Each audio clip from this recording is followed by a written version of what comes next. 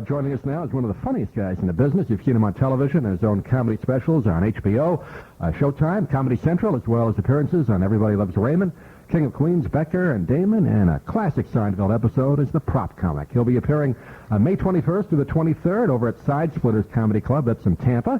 And joining us on the phone is comedian-actor Dom Irrera. Dom, thanks for joining us this morning. How are you? I'm good, thank you. Yeah, and the most important thing is I'm number 79 in the all-time list. I was just going to mention that. I shot to the middle and I clung there. Yeah, right. I was watching that series. It's kind of a safe place to be, isn't it? Yeah, it is, because then you can say, you got people you're ahead of, but then you can also look like a Cedric the Entertainer and people like that thinking, geez, I'm better than him. Yeah. Was there a little infighting when that list was put together? No, I don't. Everybody got mad at it. It's so funny. I mean, they took it so seriously. I don't even know who put the list together. I mean, I just think it was so, Actually, I did last night on the web, but that's nice. Yeah, you actually got to host the show, and it was about a 5-part series, and you kind of sat around a table, which I enjoyed. The 5 of you sitting around the table and kind of doing a little banter, which was great. Well, the 3 of them weren't in the 100. The other 3 panelists, so they were already. Every time the cameras went off, they were seething. Yeah. Whoever it was the white guy who was mad at white guys. The black guy was mad at black. The woman was mad at women. It was like everybody was jealous of somebody. It was great. The only thing that I got, and I still get people, they go, how could Roseanne be number 9? She had 20 minutes. Yeah, I didn't understand that one. No, I didn't either. No. And that's about 19 minutes too many. Yeah. And I think it was skewed against some of the classic older guys, like Jack Benny and Milton Berle. I think they should have been a little bit higher. Oh, I know. List. I mean, how could Lenny Bruce be in the top 10? I don't care what ground he broke. It wasn't that funny. Yeah, no, I think... now you're getting me worked up. Yeah, right. Well, you're definitely higher than 79. I got to say that. But I think it was skewed more toward the comics that maybe young people know more about. Yeah, for Comedy Central. I mean, yeah. Jon Stewart, I love John, but he's not a great stand-up comic. He's terrific at what he does. He was in the top 50. More of a broadcast comic, if you will, like talk show, TV kind of stuff. Stand-up is its own special art, which obviously you've been doing for so long. How did you get started doing the stand-up? Actually, because I was a terrible waiter, and I was already acting and doing commercials and stuff. But I was a waiter. I couldn't do it. And I saw these guys like Gilbert Gottfried and Joe Piscopo getting famous by being in the clubs in New York, and I thought, geez, I could do that, instead of waiter, until I get some acting work, and then I just kind of got addicted to it. You're from Philly originally, right? Yeah. Yeah. Did you start in the local clubs there, like a Chuckles on there Broad wasn't Street? Really much in Philly there. Not a very funny town, I guess. When you started, how did the crowd take to you? Was it a progressive thing, or is it something that? Well, by the time I started, I was already already had stage presence.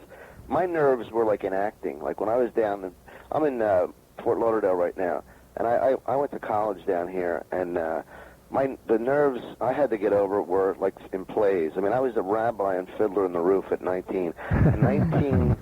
A 19-year-old Italian rabbi. You talk about minorities. And that was like, so by the time I got on stage, I was pretty good, but I just couldn't write, I didn't know how to, do the same stuff over and over, where comedians, they perfect material, Right. And I was like an improv actor. I was thinking, why can't I say this again? But now, then you realize to hone it, you have to, do it over and over.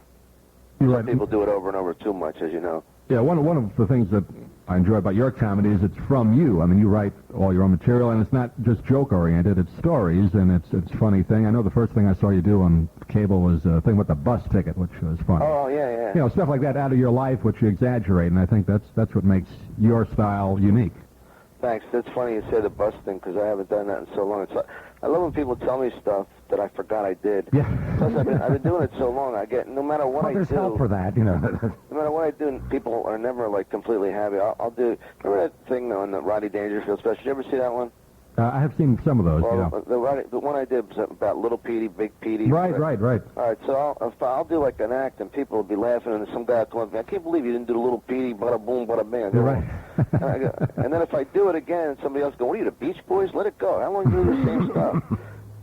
Can win. Now, how often do you turn over your material? Do you break in maybe 10 minutes? As much as I can, but I also try and do some old stuff, There's no real pattern to it. It's all according to where I am. I mean, if I go to Ireland next week, and if I'm in Ireland, I can do my regular act. But if I have to go into the American South, which is more of a foreign country than Ireland to me, then I really have to change stuff, you know. Yeah, I gotta have a passport to get in. Yeah. That's right. I can't hear you. What that man say? What did he say? Was that Dirty Martha? I don't know. I thought it was fascinating, the movie that came out about a year ago, Jerry Seinfeld's kind of documentary of how he put together a whole new act after retiring from well, not retiring, but leaving the TV show. Maybe talk a little bit about how you put your act together and what the process is for you. Well, it's random, you know. It comes in streaks. Like, sometimes I feel like I haven't written anything, then all of a sudden I feel like I can't stop writing. So I don't have any pattern. Jerry's much more disciplined than I am. And I remember sitting on a plane with him, and he would start the timer in his watch, and he would sit there for 20 minutes, whether anything came or not, and that's how he wrote. He would just put aside segments of time, you know. Just to kind of force himself for that 20 minutes, yeah. Did you have... I'm sorry. Go ahead. I was going to ask if you had any mentors or anybody that helped you out with when you first started. Nobody ever done nothing for me, baby. Nothing. No, I used to like Woody Allen when I was a kid. Even though I'm not similar to him at all, I just liked him for his creativity and his writing and those movies, you know, those goofy movies in the 70s. Oh, yeah, there were some good ones. Yeah, but I never really had anybody show me anything, actually. I mean, if anybody ever helped me the most was Rodney Dangerfield. Right. He gave a lot of young guys a chance on those HBO specials. Yeah, you know, he was one of those guys, those rare guys in show business that wasn't threatened by other people's success. Well, mostly everybody else, you know, they just don't want, they're afraid, like, that you're going to get something, and that means that diminishes them, you know. Right. Talking with Don Irrera, who's in Fort Lauderdale. You're playing there for the next couple of days, and then you head over to Tampa the end of the week at Side Splitters. Is that right? Yeah. For the weekend. And we just talked in the intro a little bit about your appearance on Seinfeld. Do you get most people kind of come out to you and calling you the prop comic?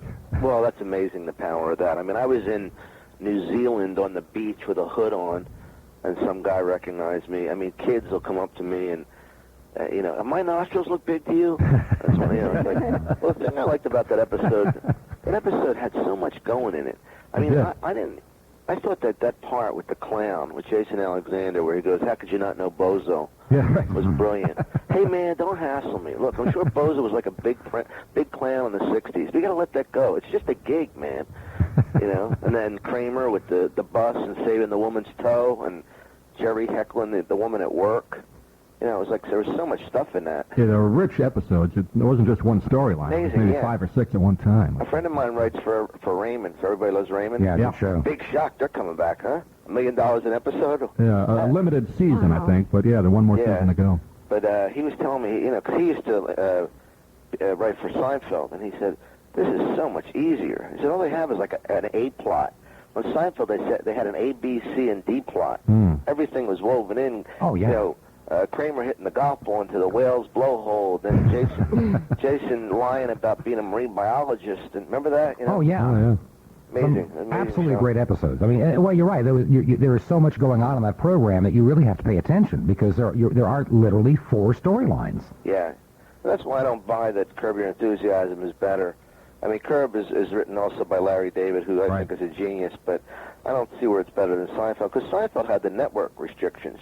You know, they had to worry about what they said. On Curb, you can say whatever you want, and they shoot it like a movie. This was like a regular TV show. That's what made it so brilliant. Absolutely. It's hard. I want to just tell the folks real quick, you have a CD out, Don Irrera Greatest Hits Volume 1. And you can go to DonIrrera.com. Yeah, well, where's our copy of it anyway? Yeah. And, or you can call 1-800-448-6369 or go to DonIrrera.com. Just want to talk a couple of brief things before we let you go. The roasts that they've been doing on Comedy Central. You did one last year for Drew Carey. How was that to work on? Well, it's a lot of fun. It's fun when you know the guy, you know? I mean, I remember doing one. Remember Jack Palance? Sure. Oh, yeah. I remember doing one for him, and he, like, hated all of us because we didn't know him. I just like doing it. He goes, you guys aren't funny, you know? And it's like, I like doing it for guys I know, you know? And, like, that's what made Drew Carey's fun because one thing I said about Drew that really made him laugh, I said, Drew was like the $1,200 comedian. Like, when they couldn't get a real comic, they'd go, give Drew a call. We know he's not booked. You know what I mean? And, like, he loved that because he knew how real it was, you know. And if you know something personally about it, it's like, I hate that fill-in-the-blank stuff, you know. Hey, are you guys being bothered by the FCC thing? Nah. Well, I was going to say we'd like to have you do some of those euphemisms, but we better not. Yeah, no. I'm just wondering how it's coming down on you. Yeah. Because a lot of shows that I've been on, they have to tape them now. You know, I mean, I pretty much have a sense of what you can't say, but I was just wondering how restrictive it's made it for you. It's giving us more jobs. Oh, yeah. Yeah, it keeps us busy. Are you Infinity or Clear Channel? Nope, We're independent right Oh, wow. now. We are not a member of the evil empire. Isn't that cool, though, to have one of those, like, original radio stations Yeah. that's not part of the monopoly? I don't understand how. Amen. How can they own everything? Because they can. Jeez. That's how it is. You know, this is not your granddaddy's radio business anymore. I think the funny thing about the Howard Stern thing is that Stern, he's hurt so many people, and has hurt so many lives, and then he was the one who. There was a show called Opie and Anthony, which was also on Infinity. Oh, yeah. Locally. And he told them that they weren't allowed to talk about him, and now he's the one, you know, with this big freedom of speech thing. Yeah. But he stopped so many other people's freedom of speech. Anyway. Well, you know, Stern, I think that, to be quite honest, I used to hear him on WNBC, 20-some years me ago. too. I was in New York then. He was funnier then than he is now. Well, he whines too much now. Oh yeah, but he was funny then. He was creative then. I think he's been burnt out for 15 years and just doing the same old hack stuff. Yeah. Well, how many times can you have lesbian strippers on the radio? I mean, it's Or like dial a date. yeah. We're going to do that tomorrow. It's like having it's a tomorrow's ventriloquist show. on the radio. You know, like what? Well, you talk about Lenny Bruce, Dom. That's what's funny. He's a mime artist on a radio. It's not going anywhere. You talk about Lenny Bruce. He kind of, Howard Stern, you could say, is kind of becoming Lenny Bruce in his later years, where all Lenny did was get on stage and rant about, censorship.